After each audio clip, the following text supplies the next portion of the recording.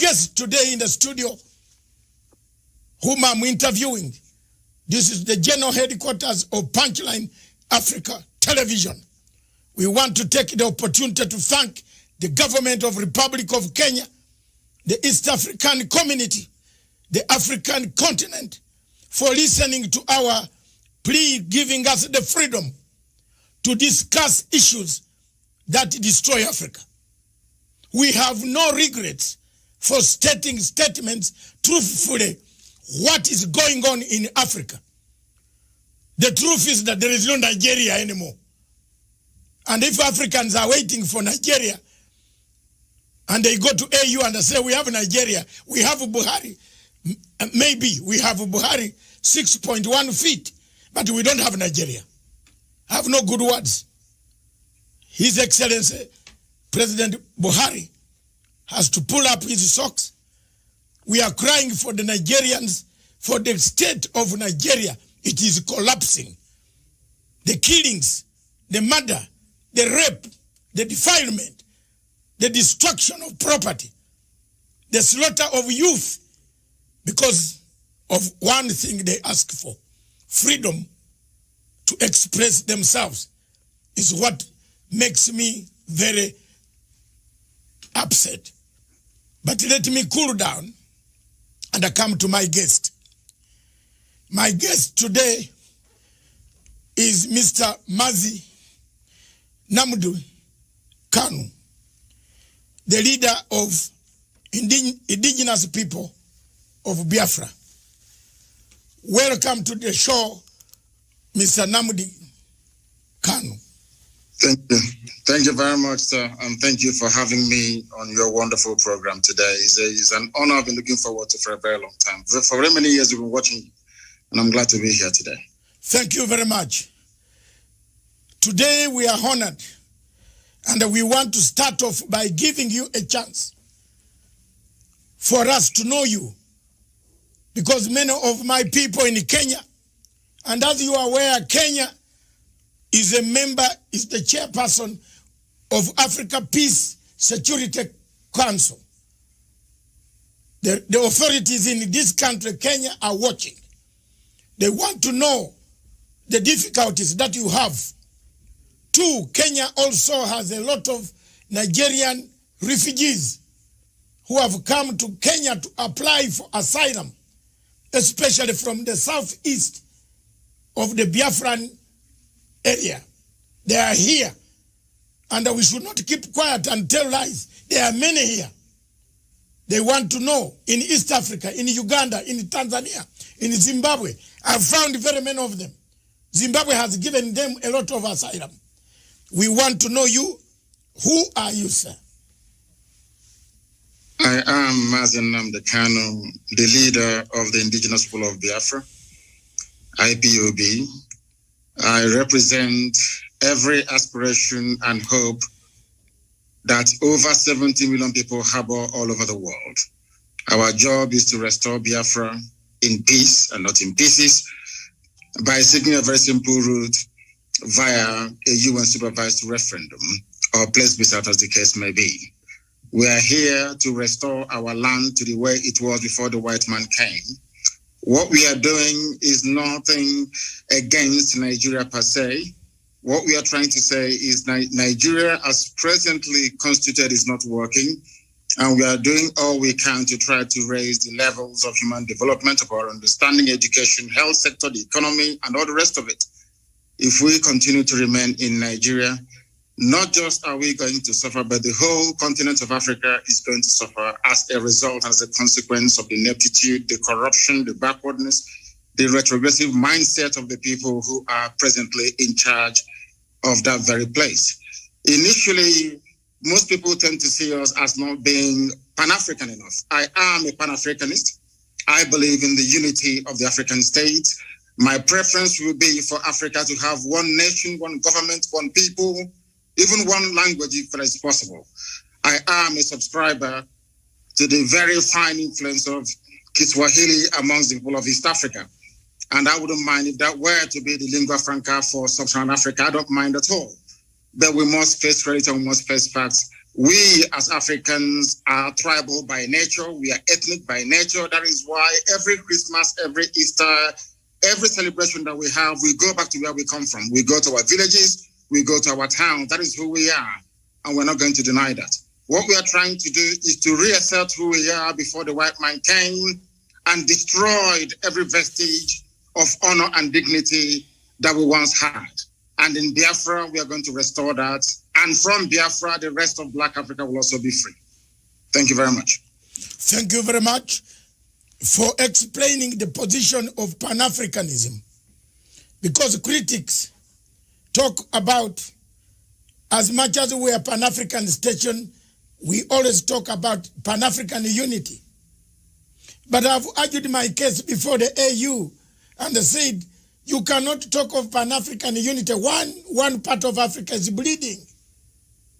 How that cannot be. In Nigeria, there's one party bleeding. In Gabon, Cameroon, there's one party bleeding.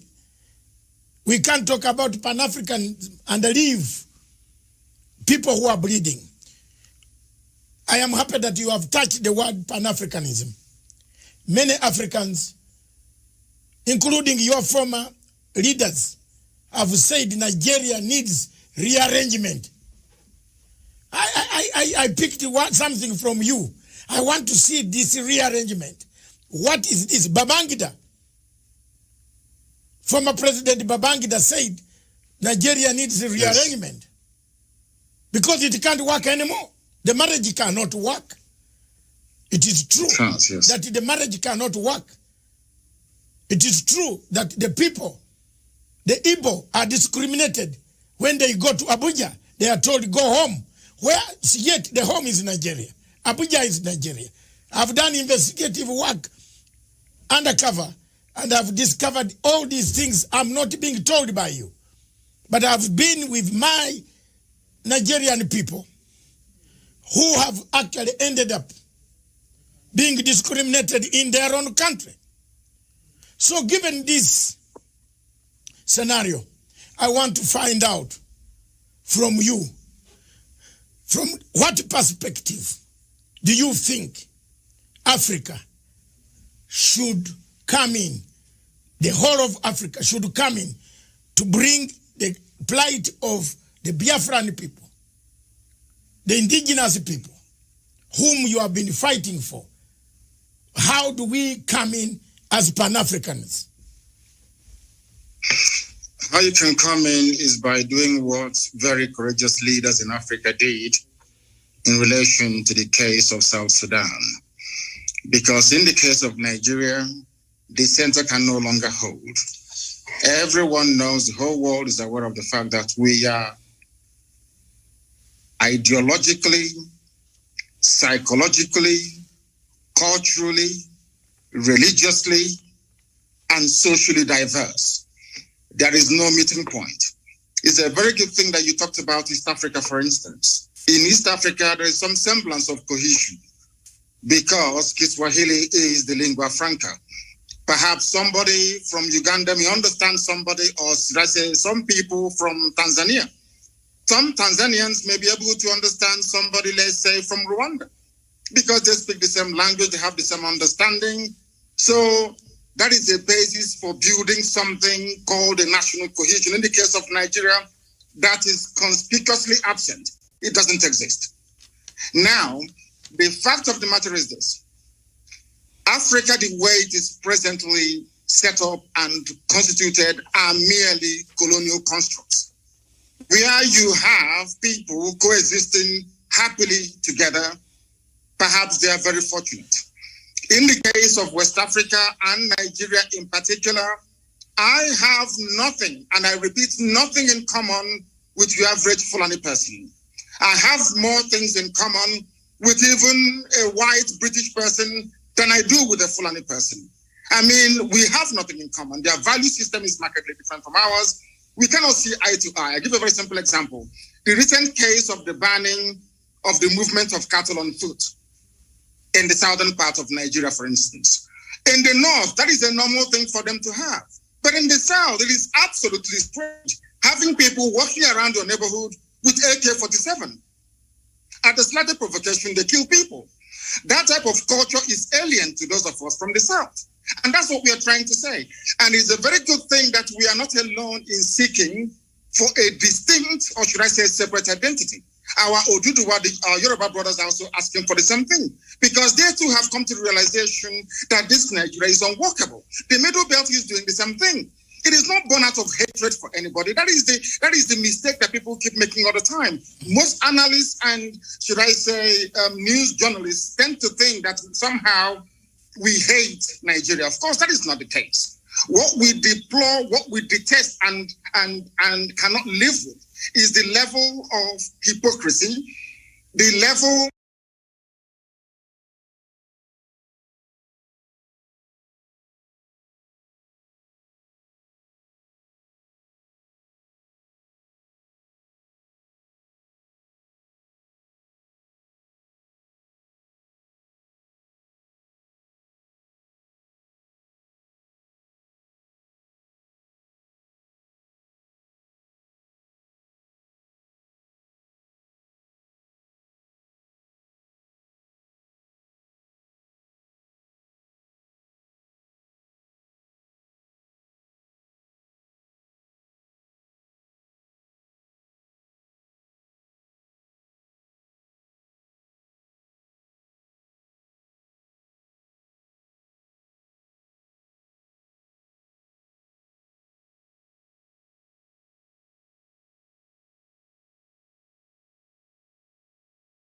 on Buhari for failing to contain the malaise that has killed Nigeria. Two, if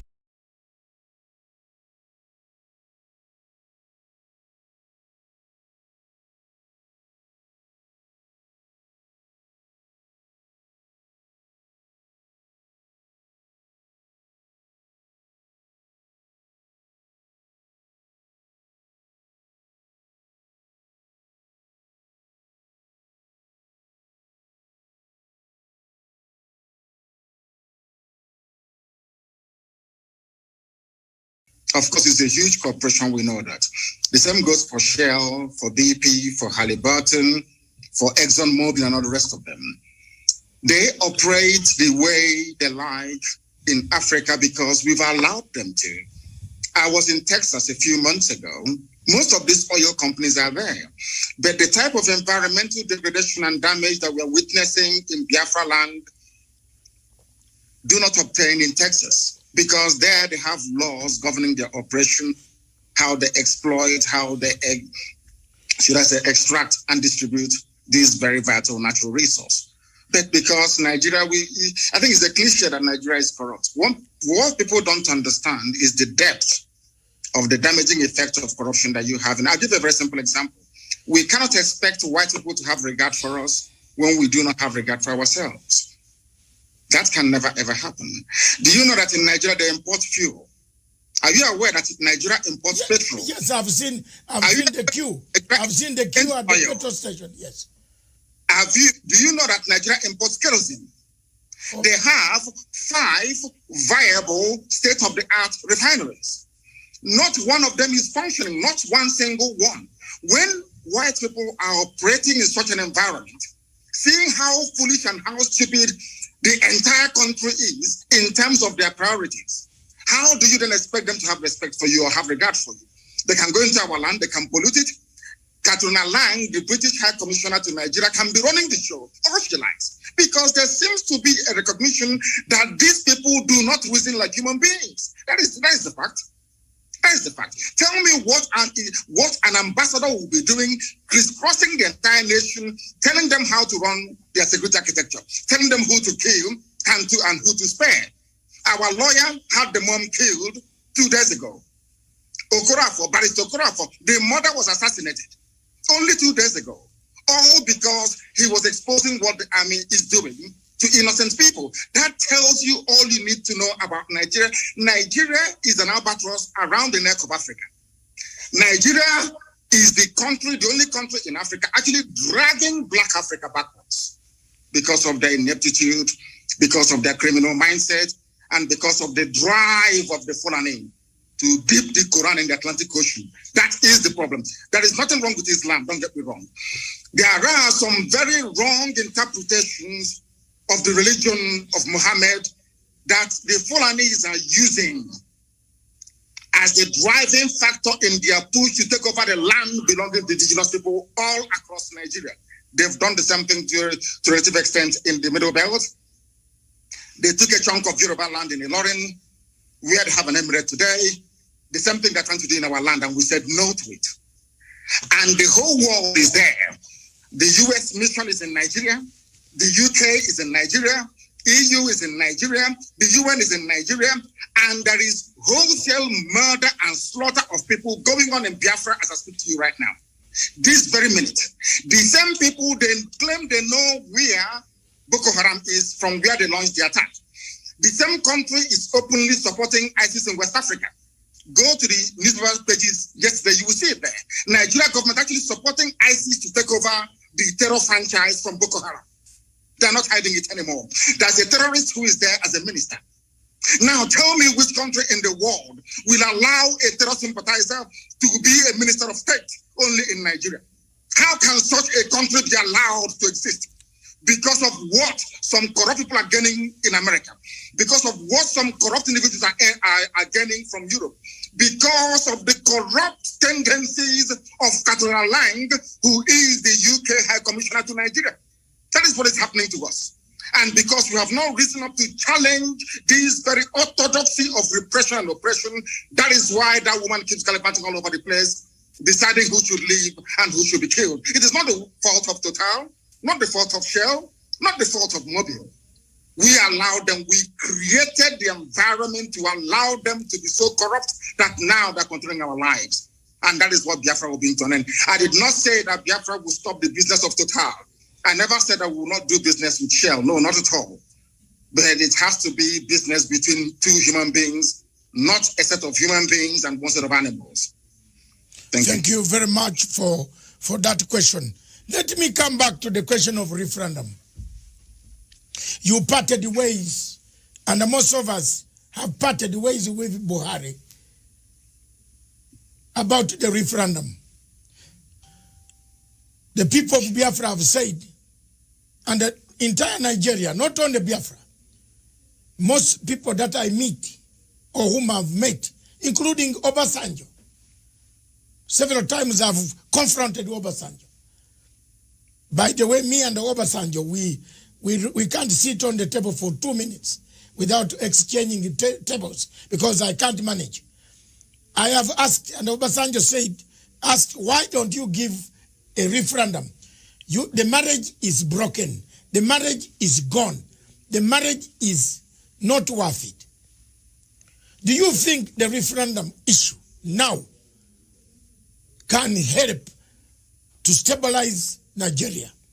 And if so, when and how can African Union, the Commonwealth, the European Union, and the UN can help to make sure that this referendum is put in place? The only way to go is a referendum, because I am a Democrat at heart. I believe that the democratic will of the people must be expressed at all times, and that is the basic governing principle of any viable society. I am an advocate of referendum, and the sooner they conduct it, the better. It's been muted in the past through their so-called rejigging of their constitution, through their so-called sovereign national conference, which has been coming on and off from time to time. Any new arrangement that seeks to keep Nigeria together as one must be subject to the will of the people. So either way, a referendum is going to come anyway. It may be delayed, but it is ultimately going to come. Now, one thing you must understand is this. There are very corrupt countries around the world. Maybe on the surface of it, they're not corrupt. But they have very corrupt operators that will prefer Nigeria to remain in the very hopeless state that it is in at the moment. Nigeria is in a very hopeless state. A lot of people are making money by virtue of the corrupt nature of Nigeria. Do you know that Shell BP can sell 1 million barrels of crude oil in a day and only report that they only sold 100? Do you know there is no meter? Where the crude oil is being loaded onto the tankers at the terminal in Biafra land where I come from, there is no meter. You can take as much as you like and declare whatever you like. These interests want to keep Nigeria warm. Every ambassador to Nigeria gets a welcome handshake of $1 million. Once you're posted to Nigeria from a well-to-do country, so to speak, the ambassador is bribed immediately there and then. That is how you start your work. You will not believe what I'm about to tell you. Do you know that the U.S. ambassador to Nigeria organized, or should I say, convinced the Biden administration to allow the U.S. military to come for an exercise in the Gulf of Guinea in order to checkmate Biafra and Ambazonia, freedom fighters? The same people did not go to the north, where they have Boko Haram, where they have ISIS, where they have Ansaru, where they have Fulani headsmen terrorists. People tormenting, killing, raping, kidnapping, and pillaging on a every blessed day they do this. Do you know that it is not the recommendation of the U.S. ambassador to Nigeria that U.S. must commit their troops to the north? But they are in the Gulf of Guinea, exercising, saying that we're there to fight crime both on land and on sea. But there is no crime going on. The places where the crimes are going on are all in the Sharia north. And I want to bring you back to this idea of referendum once again. Do you know that the Northerners, the Fulani people, they agitated for Sharia in the 12 northern Fulani-controlled states of Nigeria, excluding Middle Belt? Do you know that your good friend, as you are saying, Obasanjo, gave it to them? It's not my no referendum. They're your good friend because I hate him more than you do. Okay. The man is a joke. Let me tell you this. Do you know that the Fulanis campaigned, including Buhari, of course, the late one who is in Saudi Arabia somewhere in a shallow grave? Do you know that these people campaigned for Sharia to be introduced in Fulani-controlled northern states? I think about 12 or 13 states. There was no hoo-ha. Nobody opposed them. In other words, the Fulanis themselves have divided Nigeria into two by virtue of their insistence on having Sharia. That is why today the Chief Justice of Nigeria is a Sharia lawyer, not a secular lawyer, not a secular judge, a Sharia court judge elevated to the position of the Chief Justice of a secular federation. Now you tell me. Your Excellency, Nnamdi Kanu, is this the man, the Chief Justice, who said his papers were eaten by termites? That's correct, yes. It's him. Oh my God. That's the type of... Yes, continue. It's him. He is a Sharia court. He's an alkali in a Sharia court. But today, he is the Chief Justice of a secular state practicing common law. How do you expect us to accept such nonsense? Who in their right mind will live under such condition? Who in their right mind will? That is what we want Africans to understand. It's not that we hate anybody. We are Pan-Africanists. I want one Africa. I want one united Africa. But an Africa found on the basis of justice, fairness, equity, and progress. Not one found on retrogression, on backwardness, on corruption, on stealing, and on looting. That tells you all you need to know about Nigeria. Can you tell me why they're deploying troops to Biafra at the moment? Killing people every blessed day.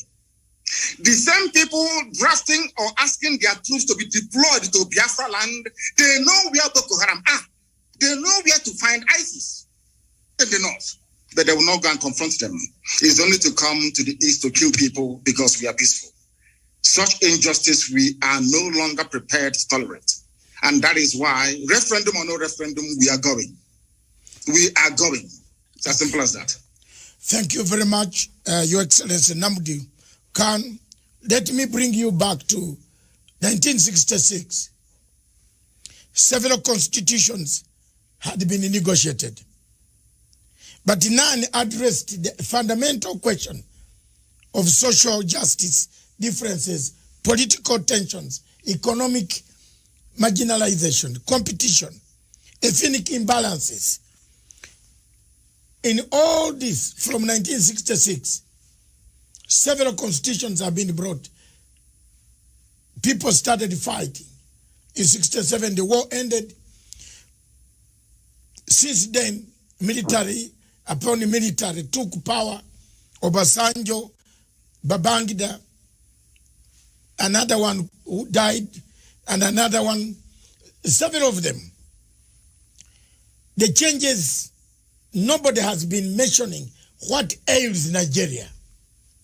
At the center of it, it looks like you are mentioning it now. I can see, any observer on Nigeria can see your plight, just as we can see the plight of many African countries. When you talk of 13 states having Sharia law, a chief justice who says his papers were eaten by termites becomes the chief justice based on Sharia law and using Commonwealth common law. Now, should the changes be made and should the adjustment be made, is there any hope that Nigeria remains alone? This is a question from a very senior head of state in Africa. He has asked me just now, I should put it to you. He's from southern part of Africa. Can Nigeria remain together in case these are addressed? Yes, sir. It is up to the people of Nigeria to decide if they want to be together or not. During a referendum or a plebiscite, I'm only entitled to just one vote. Only one vote. It is now left for the people to decide what to do. That is why we said to Nigeria, we don't want to break away unilaterally. We want it to be done with the consent of the people. And during the early life of this APC terrorist regime in Nigeria, they did actually mute the idea. They discussed it among themselves that whatever new arrangement is being proposed must be subject to the will of the people. I will say to that question, let the people decide. Anything they decide, I'll go with it. Anything that people come together to decide, this is what we want to do, I will submit myself to because I am a Democrat. What I'm trying to say is that the present condition of Nigeria is no longer tenable. It is no longer tenable. It cannot be tolerated any longer. And that's why we're doing what we can legally and legitimately to bring it to an end. Okay. Let's come to African Union. President Uhuru Kenyatta is the chairperson of Africa, or Kenya is the chairperson of African Union Peace Security Council. He is the chairperson of all peace and security arrangement in Africa. He is also a member of United Nations Security Council, representing Sub-Saharan Africa. He has huge numbers of Nigerians seeking asylum every day in Kenya, Uganda, Tanzania. What do you want him to hear? What do you want him to hear now?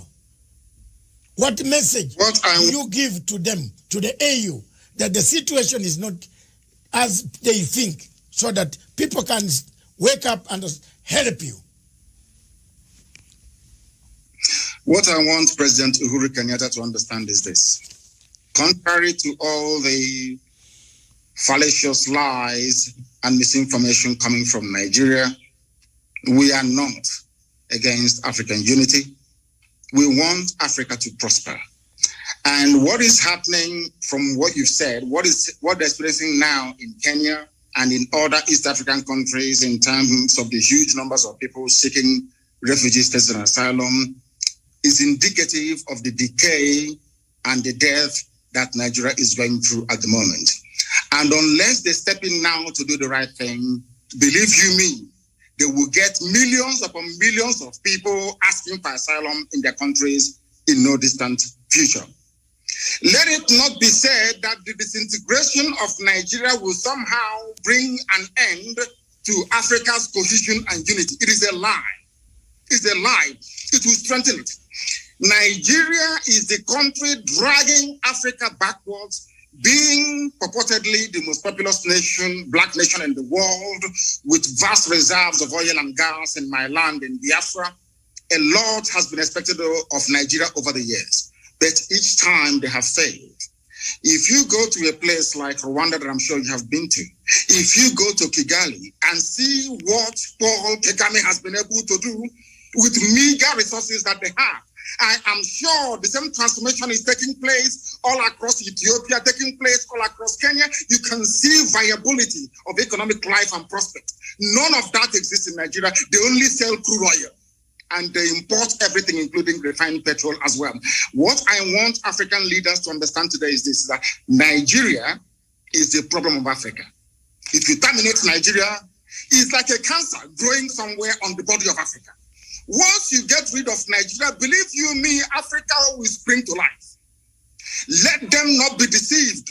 Don't allow yourselves to be deceived to think that we need this huge country with huge population and vast natural resources to be relevant in the world, on the world stage. That is a lie.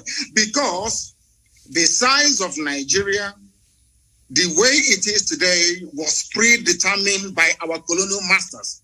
Britain said, we want to use Nigeria to influence every other country in Africa. That was their game plan. Britain wanted to control Africa through Nigeria. It's there in the official documents. And I'm saying to Africans today, don't allow that to happen.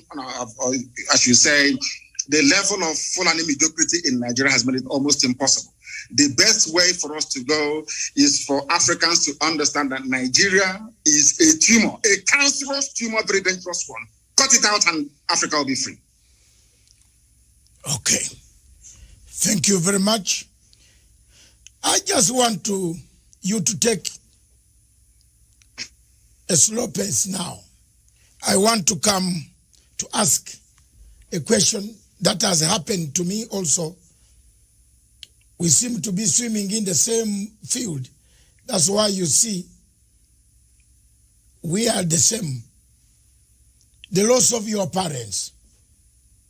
You did not attend. I also did not attend the death of my father. I have never buried him. I am in the same category like you. I want us to go slow and say, you were not allowed to attend to bury your parents. How did you handle this? I know I am slightly older than you in years. I have handled. Are you sure? Yes, I am. Are you sure? I'm 65. My goodness, you look very young. Yes, I'm 65. And that's very good. I have, when I lost my parents, I was also in exile in Britain, and I could not bury them. How did you yourself handle this matter, and how do you encourage others? There are millions of refugees on the African continent, in South Sudan. Some of them don't know where their parents are.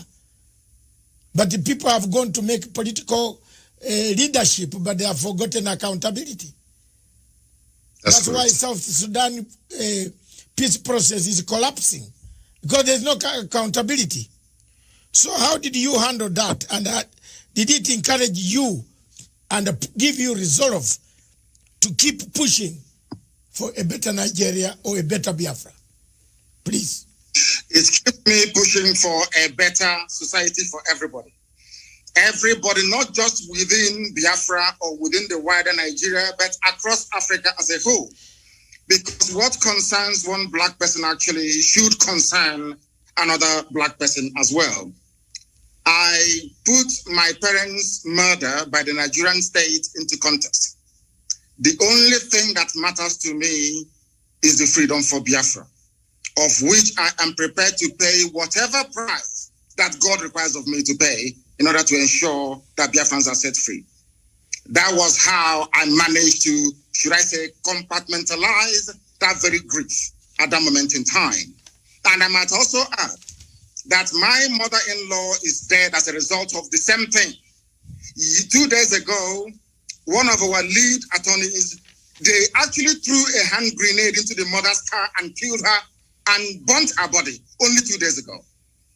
I see these things as necessary sacrifice that we must go through in order to restore Biafra, that is essentially the kingdom of God upon the face of this very earth. For that, we are prepared to pay whatever price that we are called upon to pay to ensure that the people of Biafra and every other ethnic group being oppressed in Nigeria and wider Africa is set free.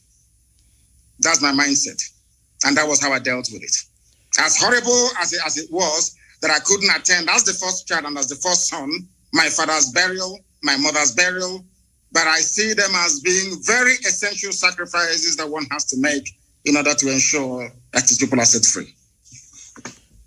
Thank you very much. I am also the first son, so maybe that's why I started fighting for the Biafran people. Let me come back, take you back to the question of Boko Haram. Yes. You mentioned one point which is very clear. Security agencies across Africa would like to know what ails. Why is Buhari?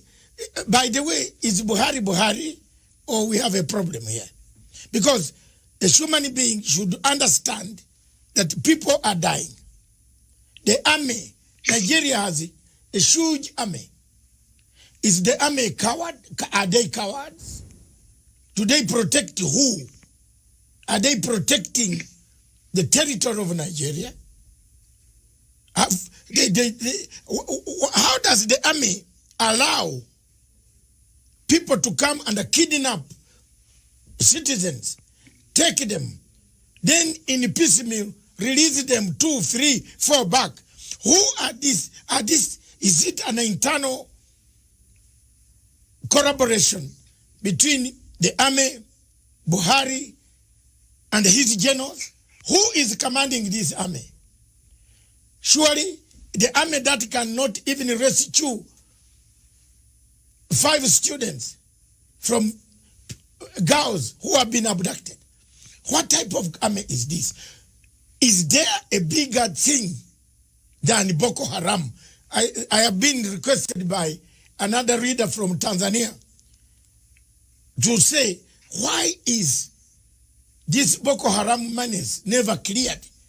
Why is Nigeria not asking for external help to come in to help them?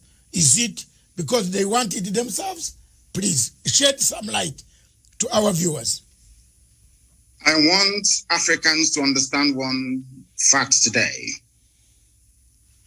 The entire terror architecture in Nigeria is hinged on the political aspirations and hegemonic tendencies of only one tribe, the Fulani. We have no issues with the Hausa, the Bachama people, and all the rest of them. It is the Fulani. And this game plan has been in existence for a very, very long time, nearly 200 years ago. And they must execute it.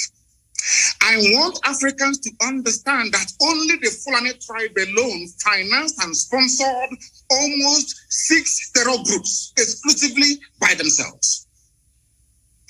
Before Buhari came into power in 2015, he said, at the height of the insurgency, an attack against Boko Haram is an attack against the North. I will leave that to one side. I want your viewers to understand something today, which previously maybe they may not have been aware of.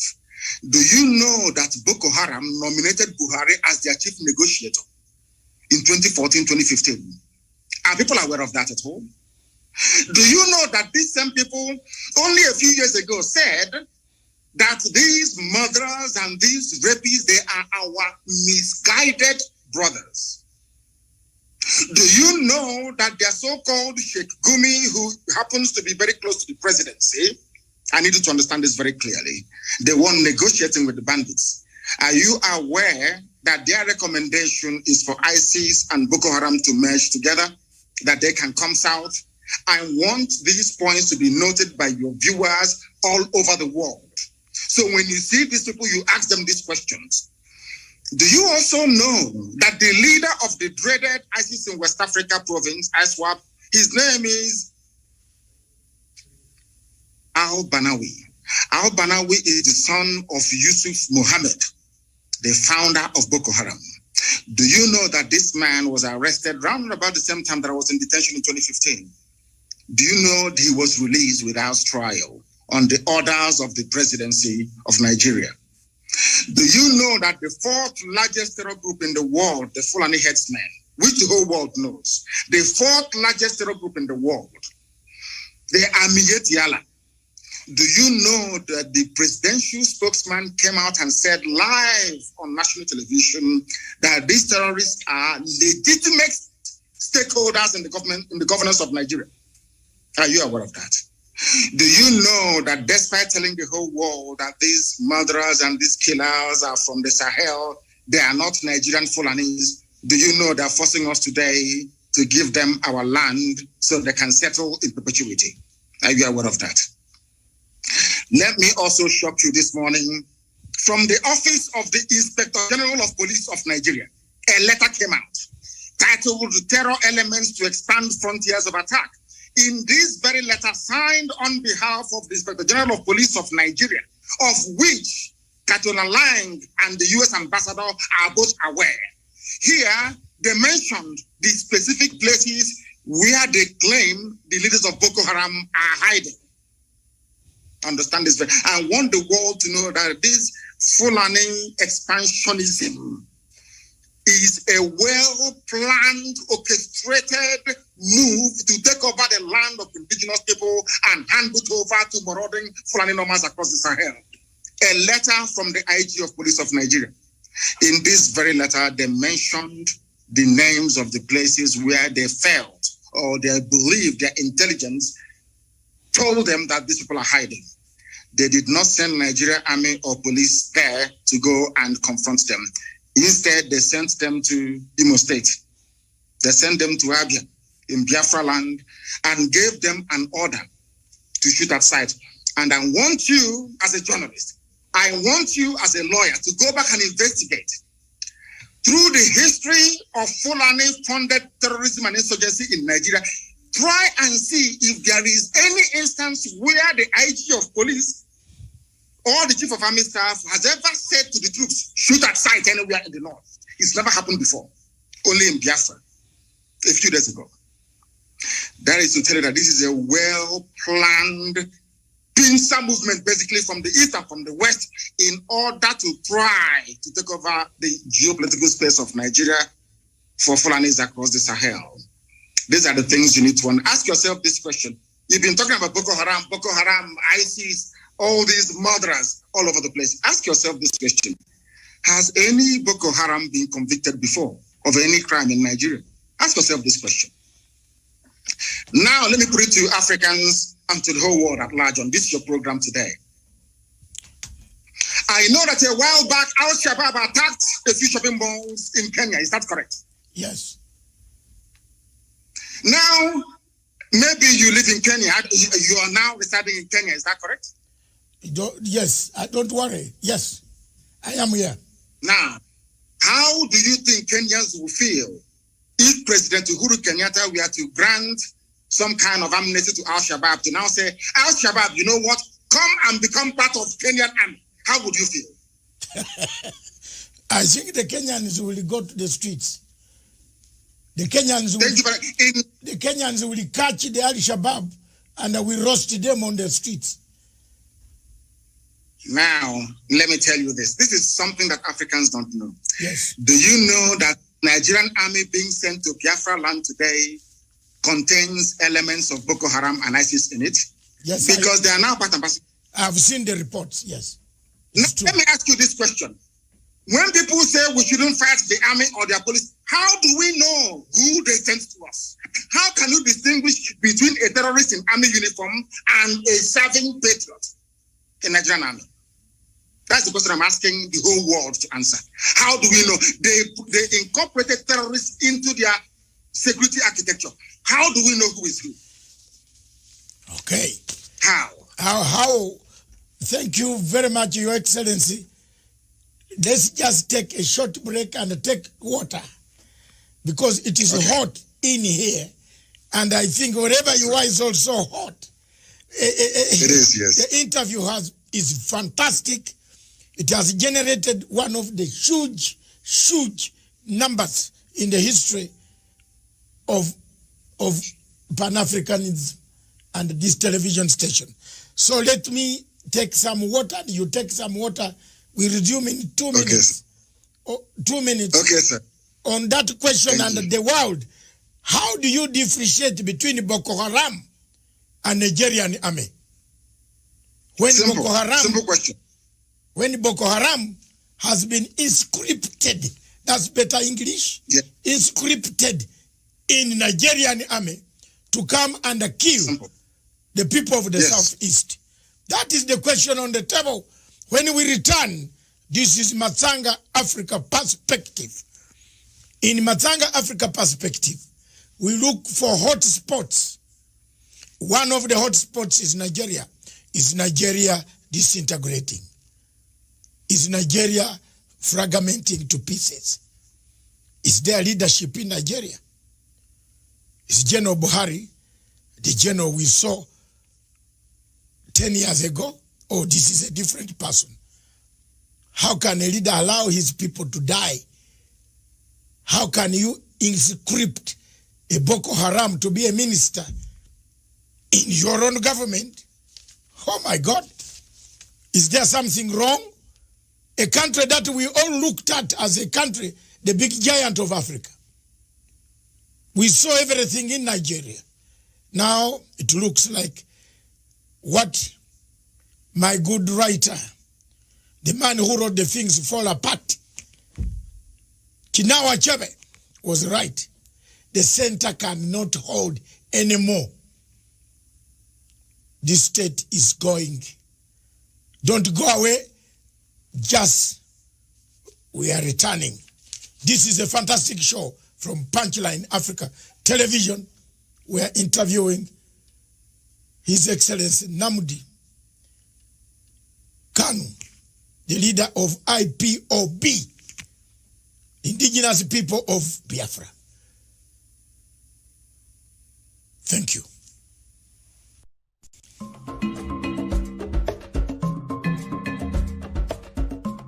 Conflicts exist on this continent.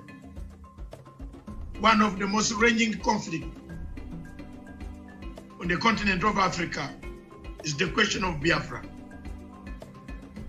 From 1965 or before that, the Biafrans had their own institutions.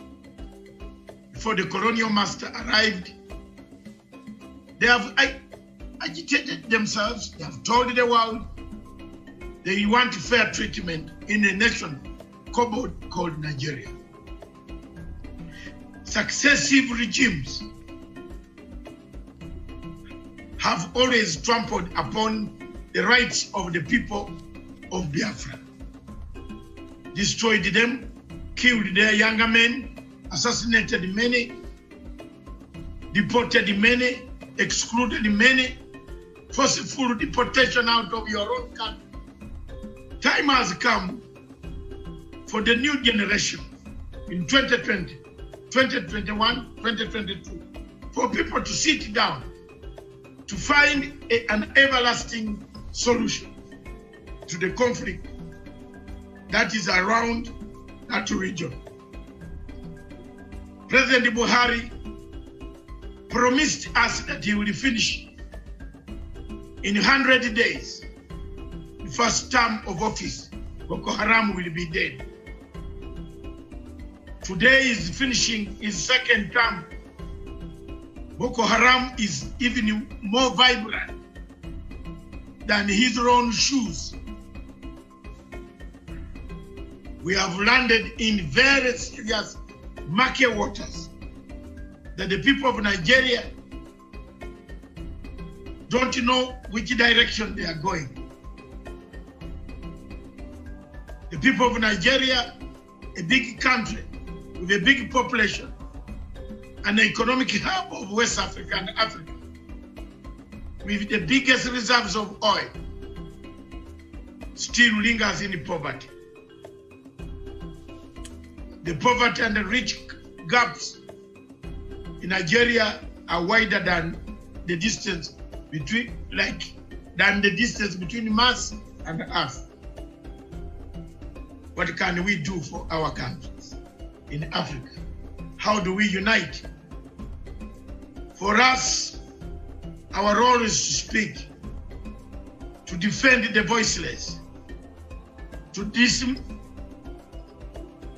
chart our way forward, to find a solution.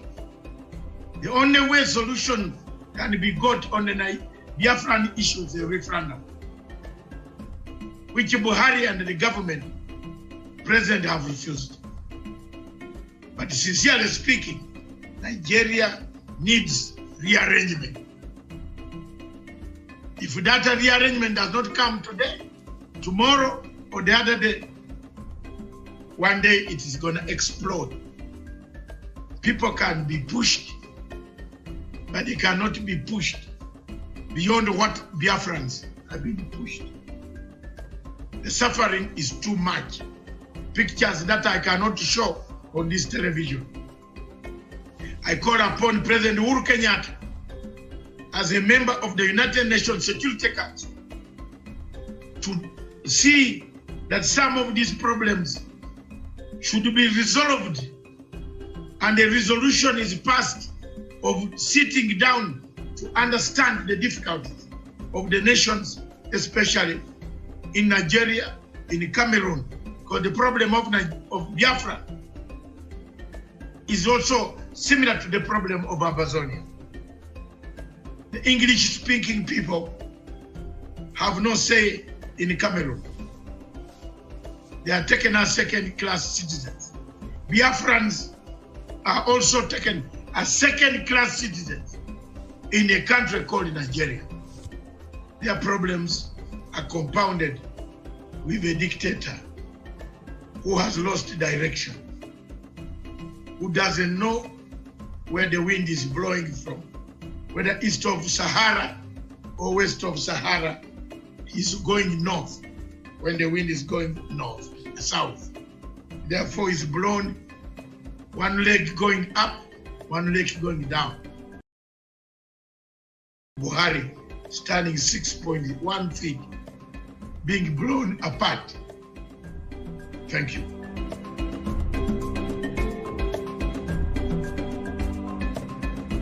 Back to Punchline Africa Television. Our show is Matsanga Africa Perspective. In Matsanga Africa Perspective, we look at what ails Africa, what kills Africa, what makes Africa be called a continent of savages. As we can see in Nigeria, that name cannot go away. Boko Haram is killing people, taking people. We have incorporated it in the system of the Nigerian army, brought them back without remorsefulness. They have not done any reconciliation. And they are then being hired to destroy and kill other people. We have invited, and we shall invite more people to talk about this. We shall invite any other person who wants to discuss the issue why Nigeria is collapsing. A state the center cannot hold anymore. With us in the studio and away taking questions from us is none other than the leader of IPOB, Indigenous People of Biafra, His Excellency Mazi Nnamdi Kanu. Welcome back, sir. One question. Thank you very much. One question. Yes. After the break, we had to go for some water because it was becoming hot here. To hear that Boko Haram is part and a parcel of the government of Nigeria. It is something that has sunk my heart. I don't know. But I am very shocked. Let me come to this. There is a feeling that time has come And I will keep on going back to this question. That the United Nations, the 5 permanent members, are part and parcel of your problem. Now, because you can't exclude any, China is already in Nigeria also. Russia is in Nigeria. America has been there. Britain is there. France, through Total Oil, their presence is there. And a candid question comes. We touched it, then we went away. But it is coming back from the questions I've read during the break. Someone from South Africa is asking, surely, do these permanent members of the United Nations have eyes? Do they see? Because there are some clips here which I don't want to show you on this TV. They are very bad as far as the killings of the youth in Southeast in Biafra. The killings, the slaughter, the torture by the army, by Nigerian army. How they tie youths on their Land Rovers and roll them around the villages. I get these pictures every day from Onitsha. These are not photoshopped. These are real things happening in Nigeria. So someone has asked, does the United Nations permanent 5 have eyes or not? What would you say to them now, today? As we find... I believe that. Yeah. Go on. They have eyes, but for some reason they have decided not to see the evil happening to Biafra. And this is what I want Africans to actually digest. Africans must ask themselves this question. Why is there this global conspiracy against Biafra? I have an answer to that. It is because Biafra portends goodwill for the whole of Africa. And they understand this very clearly. We cannot be blaming the permanent 5 of the UN because we are the ones that created the enabling environment for them to come in, to exploit and to do whatever thing that they want to do. I was having a very serious discussion with somebody and I said to them, do you think that the world prefers this very exploitative relationship that they have with the very corrupt, subsequent corrupt regimes that you have in Nigeria? The person said yes, and I said no. The answer is no. USA is more concerned about trade with Japan and EU more than they will with Nigeria. Because in all these economies, people want where they can ship their goods and services to be purchased. They needed to have the spending power. That was the reason behind the USA helping Germany to stand on its feet after the Second World War. The reconstruction of Europe by the US government was driven by economic self-preservation. People would want an Africa that is viable, an Africa that will be like the Southeast Asia, where high goods and services can be traded with ease. Not this very almost primitive, exploitative relationship that they have in places like Nigeria. I don't blame China. I don't even blame Britain. I don't blame Halliburton, USA. I don't blame Agip of Italy. I don't blame Shell of Netherlands. I don't blame any of these people. We are the ones that allowed them to come to exploit us. So we cannot blame them. See, in life, when you allow yourself to become a victim and you keep playing the victim card all the time, you go into, your mindset will go into a very vicious cycle of this victimhood and you can never come out of it. And I'm saying to Black African people all over the world, if you believe in the equality of every man born, if you believe that all men were created equal by God, then anything white people can do, so also can you do it. If we cannot do what Europeans can do, what Americans can do, what South Americans can do, what Asians can do, we cannot lay any claim at all to human equality. It is our fault, not the fault of the permanent 5. I go back to what I said before.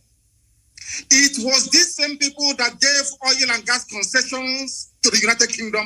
That was why they prosecuted the Biafran war for them. He wasn't a white man. These were black people. Gowon is a black man. It was Gowon that said no to restructuring. Obasanjo fought on the side of the colonial masters. That is the history of Africa. Joining your oppressors to defeat your own people. That's exactly what is playing out in Nigeria. Nothing more, nothing less. I cannot possibly apportion blame to anybody whatsoever. We should be blaming ourselves, because in Africa, we tend to blame other people all the time, whereas the fault lies with us. The fault is ours. I remember one thing that the Chinese government said in 1999 when they took back Hong Kong. Chinese government said the 100 years of shame has come to an end. They never blamed anybody. They never blamed the British. They blamed themselves for losing Hong Kong in the first place to the British. And that is how real men should be able to appraise their condition. That we are poor, we are ravaged by poverty, disease, ignorance, and backwardness in Africa is our fault. Not the fault of the Europeans. If we decide to rise up tomorrow to say enough is enough, believe you me, we can transform Africa within only 2 years. After all, Paul Kagame is doing something in Kigali. Why can't we replicate it everywhere else? We must learn to put our people first. When a head of state gets up in the morning and buys a property in Europe, what do you expect? That means you don't love your people. When he gets up in the morning and decides to buy a private jet, that means he doesn't love his people. And these are clear facts. I cannot blame anybody for our plight. I blame ourselves for it. And that is why we are rising up. And I want to make this thing categorically clear so that the whole world can understand me. It doesn't matter what they do. It doesn't matter what the greatest powers on this earth does in relation to Nigeria. Biafra is going to be free, or we all die in the process. I swear to God Almighty in heaven. Death is better than what we are passing through right now in that zoo called Nigeria. And we must be free. I said must. We are not begging anybody for it. It's about, before the white man came, there was Biafra. Before Britain was created, Biafra existed for over 5,000 years before the formation of Britain. How did they decide where I should live? How did they decide which identity I should have? How can a white man come from Europe and decide to call me a Nigerian? What is the meaning of Nigeria? Nobody knows. We must go back to who we are. Be proud of who we are. I am a proud Biafran. I can never be a proud Nigerian because the name Nigeria has no meaning. No meaning whatsoever. Not even in Swahili, it has no meaning. How can a white man come and create a country for me in Africa and I be holding their flag running up and down saying this is my country? Who said so? Can I go to Europe and create a country in Europe for them? On what basis is our argument of human equality when Europeans can come to Africa and create countries? We cannot go to Europe to create countries. How can that be equality? Oh. That is why racist towards us. And that is why we must rise up now, not tomorrow, to support Biafra. Biafra is the beginning of the true emancipation of black people. Ask Julius Nyerere and he will tell you. Thank you. Julius Nyerere, indeed. In 1967, the late Julius Nyerere was the first man with Dr. Milton Obote. That's why I, on this microphone, I still carry the flag of Dr. Milton Obote. They are the first countries in Africa to recognize Biafra. So in case people are asking why we have interest in Biafra, I follow both the leaders because I have lived in Tanzania and I am a Ugandan. And I live in Kenya. I live in Europe. I'm a global citizen. I follow Pan-Africanism. Indeed, one other question before I bring this to your side, you address your people, and then we make it, call it a day. We have covered most of the things. Some of them you will bring them in your own address, which you will be given a chance to do so in 15 minutes also. There are so many ways, constitutional ways, of struggling for freedom. I believe you know where I'm going now. Of course, yes. We have tried. For over 10 years, you have tried. You have done so well. You have awoken the people and said, wake up. We are being slashed one by one. Buhari has allowed people to buy daggers. You know, I saw my investigative journalist came across 100,000 daggers. How do you buy daggers for who? You import daggers. Are there so many cows to slaughter in that place? I looked at it and said, these are daggers to come and kill other people. If the constitutional route of referendum fails, what other constitutional means would you use? We insist on constitutionality. Yes. And we are going to have it. When Reverend Dr. Martin Luther King started to try to rearrange the social order in America, some people felt it was impossible to do, but eventually he succeeded. When Nelson Mandela, and I'm sure your good self, and all other anti-apartheid campaigners started, even with the support of Margaret Thatcher and Ronald Reagan, this is something people don't know, that Ronald Reagan, a very powerful president of the US, and Margaret Thatcher, of course, their young lady, they all supported apartheid South Africa. They did. They were the ones that labeled ANC a terrorist group. Some people don't know this. It was only a few years ago that the name of Mandela was, should I say, erased from the logbook of terrorists in the United States of America. People don't know this. We are going to insist on what is ours and what is right. We've been occupying our land in perpetuity since the creation of man on this very earth. Somebody came and decided to change our identity, and we said no. The person said, okay, if I'm leaving, I'm going to hand you over to a more brutal caretaker, which are the Fulanis in this case. And that is why they're killing us and killing us till tomorrow. I want to draw your attention to something very, very critical. The order given by the Inspector General of Police of Nigeria to predominantly Fulani soldiers and Fulani police people to go to Biafra land to kill people. Had this announcement been made by any other police chief anywhere in the world, believe you me, there will be someone to appear in Hague the next day. I want to read for your audience. I'm going to quote him verbatim what he said.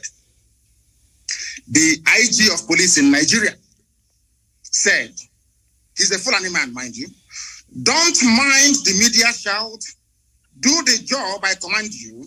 If anyone accuses you of human rights violation, the reports will come to my table and you know what I will do.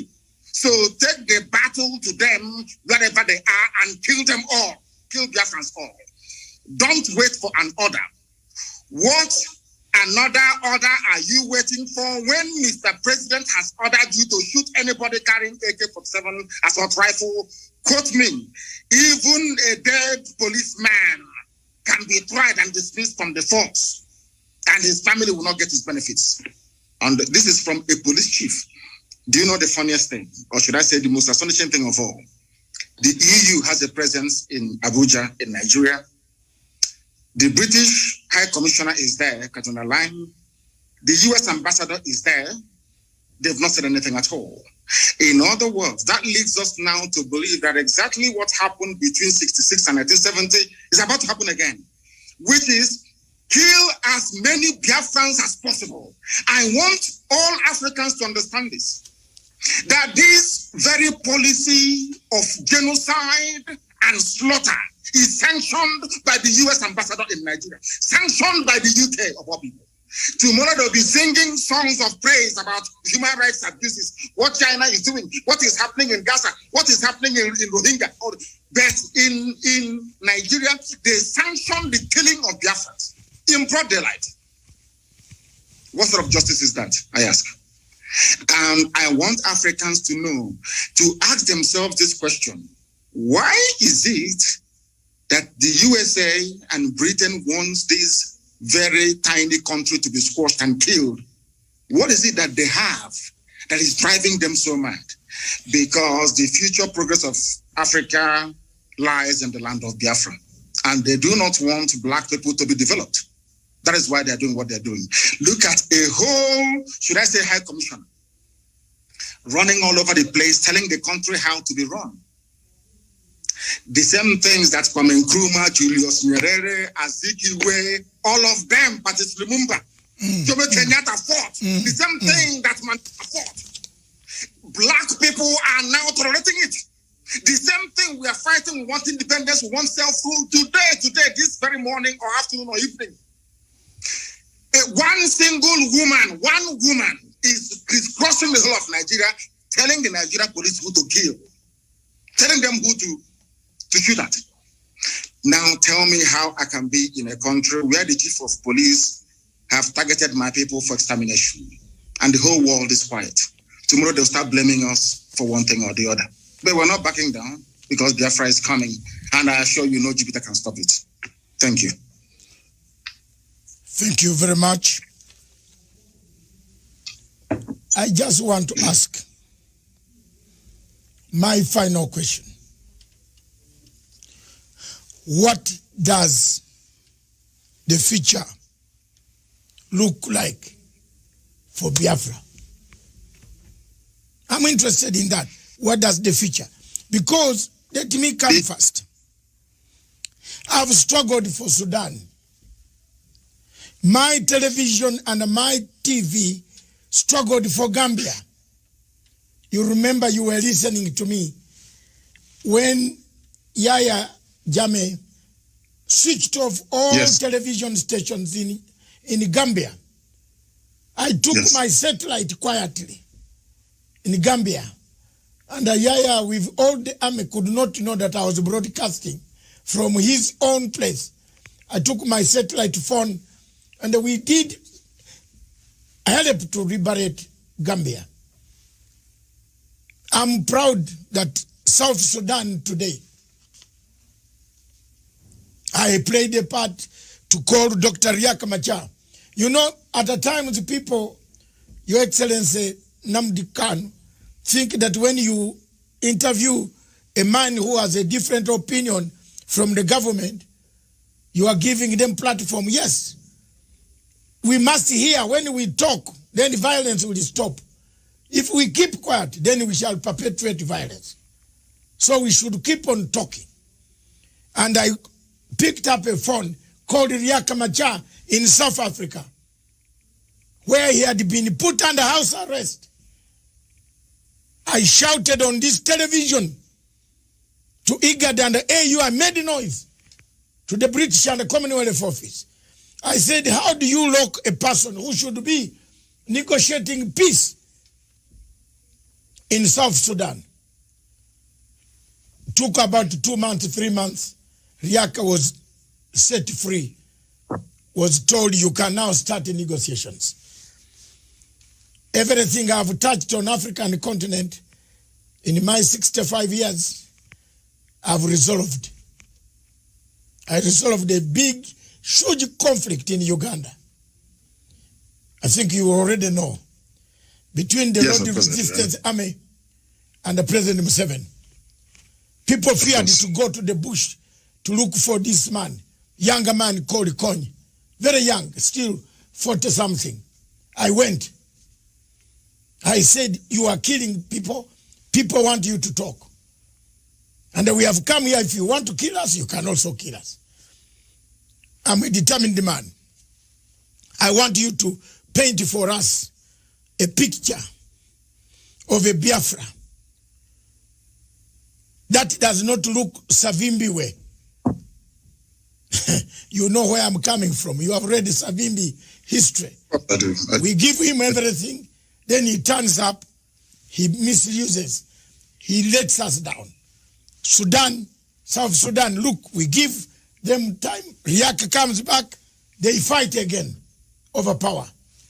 I have been there for Cameroon, the Amazonian people. I'm bringing them again. Now they have several factions. You don't know whom to call. One calls you, don't call that one, don't call this one.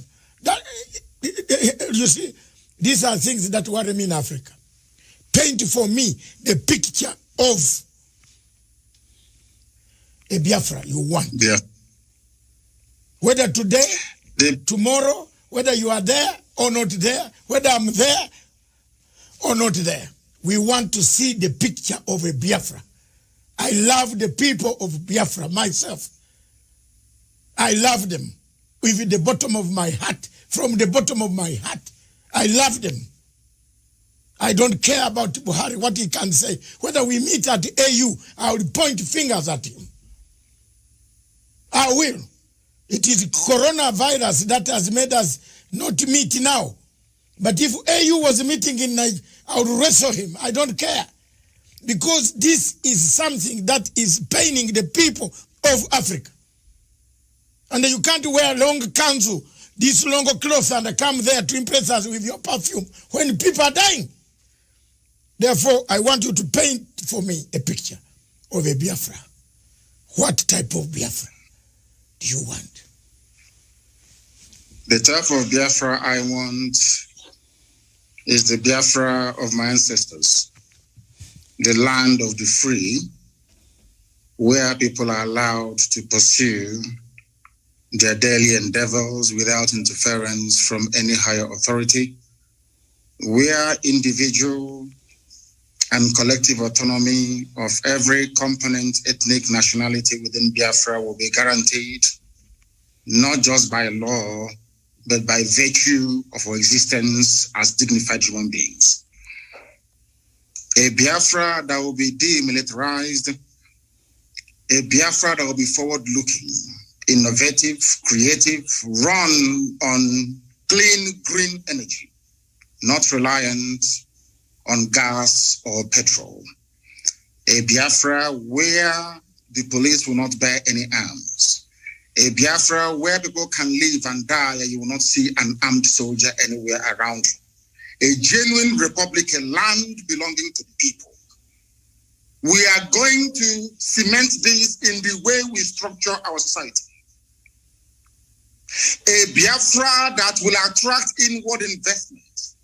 A Biafra that will consider every necessity of life as being a human right. Not just in words, but in deed. A Biafra where there will be no strife, no rancor. A Biafra where all men and women will be equal, regardless of their religion, their sex, their creed, their orientation. A Biafra that will maintain open borders to every black soul on the face of this very earth. I do admit that geographically, in terms of landmass, we may not be that huge. The Biafra will operate, or should I say, run an open door policy. Every black person on the face of this earth will be an honorary citizen of Biafra, as long as you're not tainted by terrorism. That is the type of Biafra we want to run. A Biafra where Europeans will sit back and say, we never knew that such innovation and creativity will be possible. A Biafra that, should I say, the likes of Rwanda is a forerunner to, because today they are doing very well as well. That is the type of nation we are going to build. A truly democratic nation, not through the force of arms, but through dialogue and negotiations at all times. Nobody's going to lord it over anybody else. My ancestors never did. That is why we remain the only people not to conquer any other piece of territory, and nobody conquered us until the white man came and our temple fell in 1904. That is the land we're going to go back to. A Biafra of very many nations. A Biafra of autonomous nations within, governing themselves according to their own rules, where nobody will sit at the helm of power and dictate for others what to do. And we are going to accomplish it by the grace of God Almighty in heaven. Now, I know that constant references are being made to Southern Sudan. But I want to let people understand that even after the USA became free from British colonial rule, they also went through a very bitter civil war. And that did not stop them today from becoming preeminent in every sphere of human endeavor, militarily, economically, socially, in every way. So I do believe very strongly that Southern Sudan will rise up to be strong once again. All these are teething problems. You also mentioned the issue of factionalism. It is when people put the interest of themselves and their controllers well and above that of those that they are serving. That is why I said, and I've said this repeatedly, I will never ever lead Biafra politically. Once Biafra is restored, my job is done. I want to be able to prove to our people what sacrifice means, so that those who will come after us will know how to treat our people with respect and with dignity. The thing about Africa is somebody gets into power and they want to stay there forever and ever, see if there is something in it. The little work that I'm doing for Biafran people is very tiring, very, very stressful. Sometimes I don't even know how these presidents manage to sleep. Maybe they don't love their people that much. If you love your people, you cannot sleep at night. Any president in Africa who is not suffering from high blood pressure, you are not sick. That means you're doing something wrong. You're not doing what you're supposed to do. If you're concerned about your people, then I expect you to be very ill at all times. So that is the type of Biafra that we need. That's the type of Biafra we're going to have. A type of Biafra where the wealth, well-being of Sub-Saharan Africa flows from. And I can assure you we are going to deliver it. We will deliver it. The Pan-Africanism that we talk about is going to start from Biafra, because mind you, I did not say that we're just going to have Biafra and then we shut up all the borders. No. What we want to do is to return to our organic political, cultural arrangement. Should Biafrans wake up the next day to say, oh, we want to be the same country with Oduduwa, all well and good. Should Biafrans wake up and say, oh, we want to expand into Amazonia, all well and good. As long as you take the consent of the people with you, this nonsense that the Europeans did in Africa, we want to reverse it. That God Almighty heaven may look down and be very proud to say that at last, I have people who are after my heart. And that's what we intend to do with Biafra. Thank you very much. Thank you very much. Viewers, we seem to have covered most of the areas. It is the first time and it's not going to be the last time. Until we liberate, until we achieve the objectives, the aims, the vision of a better people on the African continent. His Excellency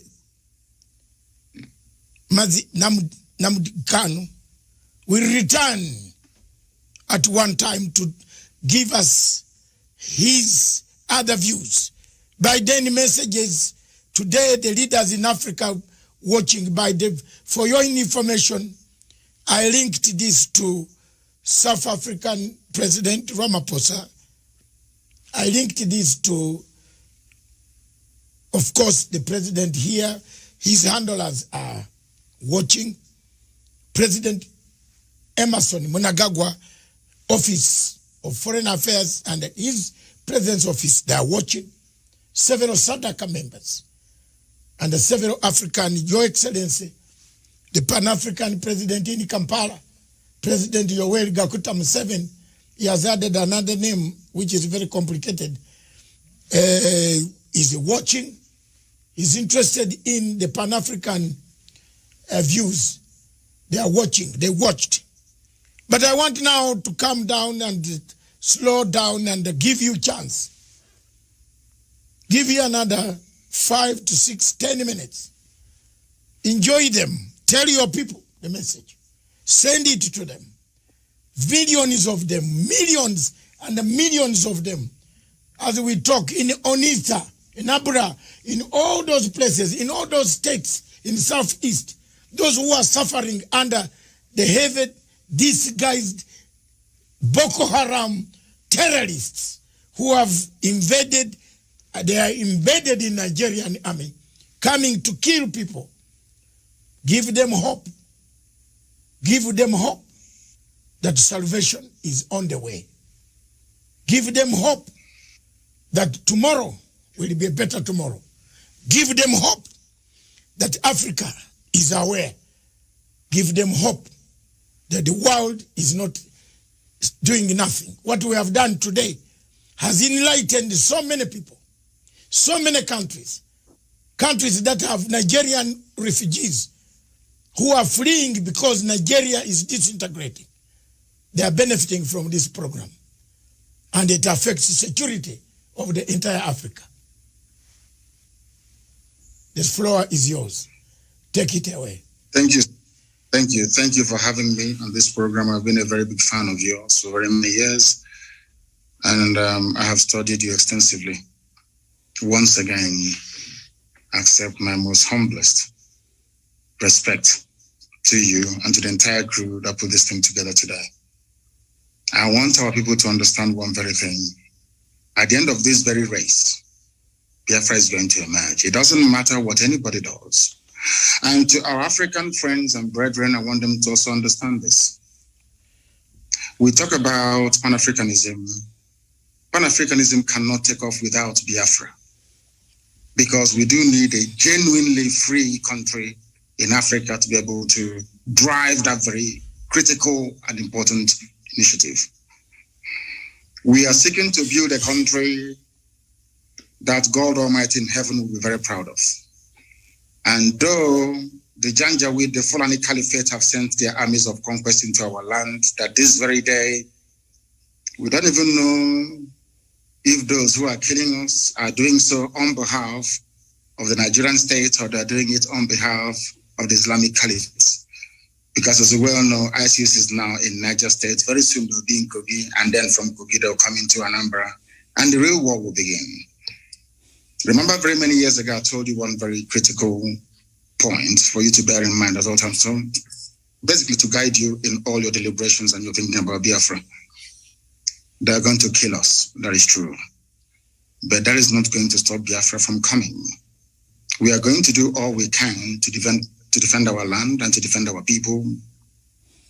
The whole world may appear to be against us, but we have done nothing wrong. That is the most frightening thing about this whole thing. If you ask the world, what did Biafra do wrong to you? Nobody can tell.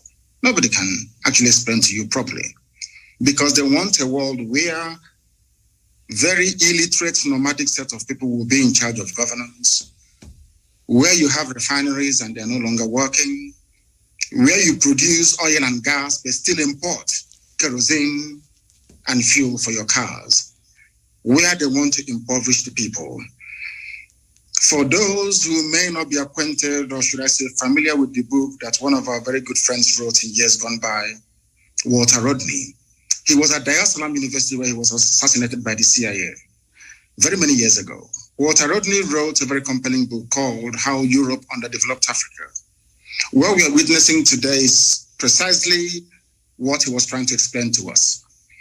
If you allow yourselves to be taken over by greed, by self-preservation and the trappings that you find in North America and in Europe and in Far East Asia, you will never ever develop your land. We are fighting for Biafra that we may restore our lost dignity. We are fighting for Biafra that Black people all over the world may be set free at last. We are fighting for Biafra not that we may have or commence the building of a large empire, not at all. We are asking for a Biafra where we can live and die with a semblance of dignity. Because right now people are dying, but there isn't any dignity. We must stand very tall and very strong, resist our enemies. That thing that we are thinking now that is impossible to accomplish very soon, you will say it. We must remain resilient. We must remain devoted.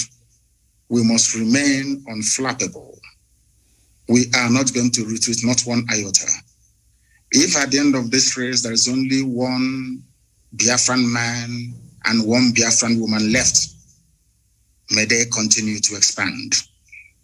They killed us, 5 million of us, after the war. After the war in 1970, we had lost 5 million people. But there we are still the largest ethnic bloc anywhere in the entire Nigeria, because God is faithful. And at this very critical time, this very Elohim that we worship is not going to abandon us. I'm not saying we're going to fold our hands in prayer and fasting alone. No, we are going to do what we have to do to ensure the survival of our race. An attempt has been made in the past to exterminate us. The British supported the killing and the mass slaughter of Biafrans because of crude oil and gas. That Ojukwu told Harold Wilson, we cannot give to you. This resource belongs to the people, and that was the end of it. And he said, because of that, we're going to kill you. And sadly, Britain is still doing something till this very day. A supposedly civilized and advanced country, aiding and abetting the slaughter of an indigenous population because of oil and gas. Therefore, I'm asking all of you to remain very resolute, to remain very strong. Do not allow yourself to become distracted. We have almost won. As Dr. Basanga said here a short while ago, we have awoken the consciousness of not just ethnic nationalities within Nigeria, but the entire African continent as a whole. We have won the debate.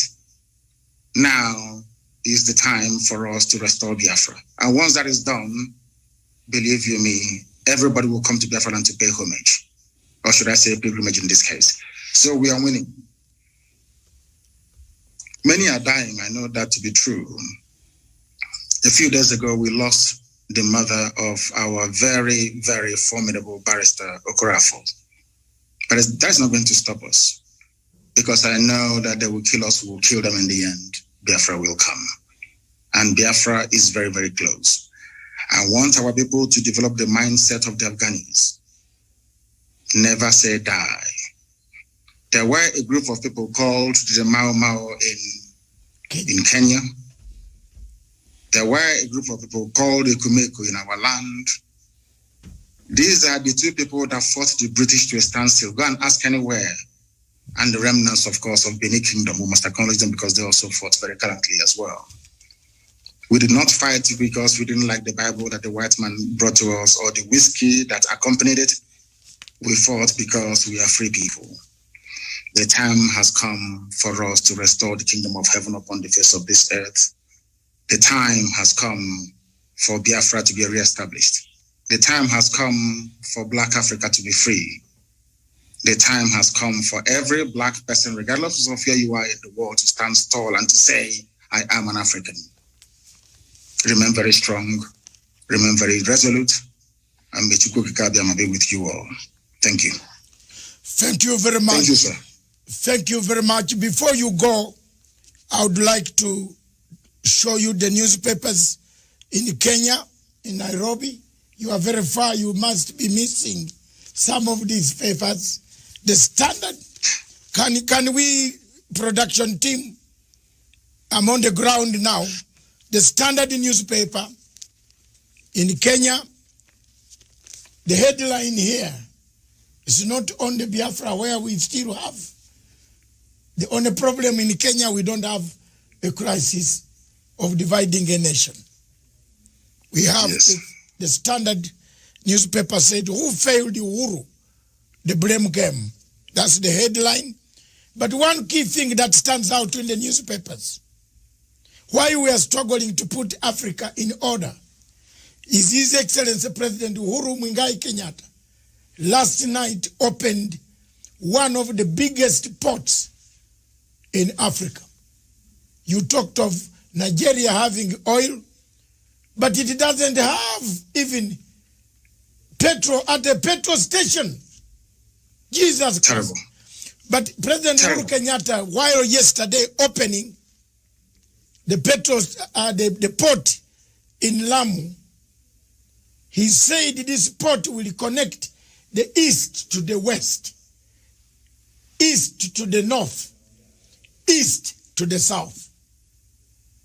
That is the thing that we have here now in Africa, in East Africa. We want to thank President Uhuru Kenyatta again for putting infrastructure for people to get in a car and drive take 10 days and arrive in Anambra. Is it Anambra? Yes. That's right. Yes, that's right. That's yes. what we want. I have been sent so many messages from Dubai. People saying in Anambra, they are married there. Kenyans, Nigerians have married a lot of our people from East Africa. And I hope one day for us, my children, also one of them, my daughters, is married to an Igbo person from Onitsha. Wonderful. We know how to take care of our wives. We are united. Another newspaper says good things about Africa. The Lamport rose to life with the president is good. You can see it. Yes, yes. And that's it. And another good thing in Africa, I'm looking for Africa stories. For your information, I am a Liverpool supporter for 43 years. Like myself. Or I don't know. My God. Thank you very much. It looks like we are all Liverpool here. But the others don't get worried. We are now struggling to liberate Africa. Don't forget your local team in Biafra. And don't forget Absolutely. Rangers Football Club is my first love. And Liverpool is the side chick. My first team in Uganda is Villa Football Club. Villa, then my team in Kenya is AFC Leopards. Then my team in the world is Barcelona. Wonderful. I die with the people of Cantona. I like Cantona. And you can now guess why I like Biafra. Yes, of course. So thank you very much. Thank you very much. Sir, for having me.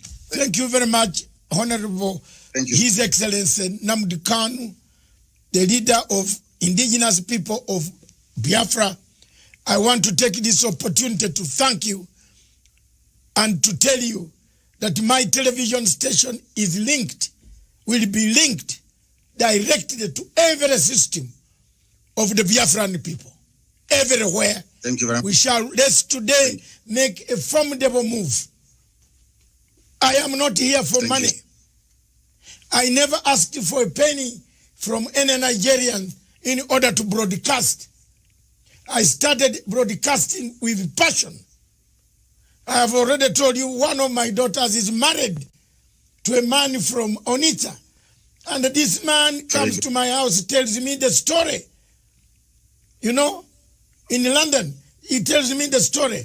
I have been a supporter of the people. That Obasanjo there, you see walking free. It was me demonstrating at the Nigerian embassy for Abacha to release him with Chief Abiola. I wanted them released together with Osuji, who is the president of ICC.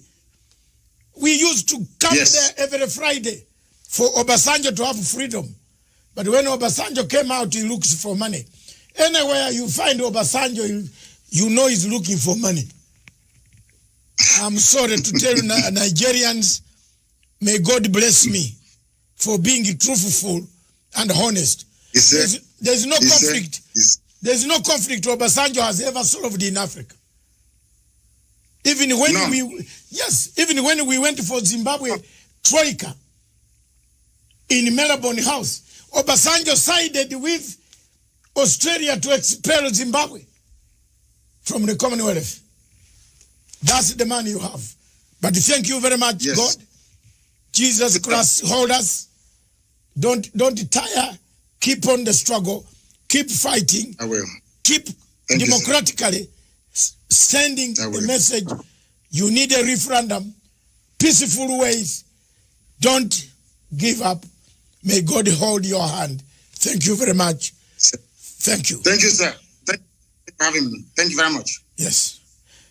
Viewers, this station, therefore, is for Africa, by Africa, with Africa. Long live Africa. Ciao.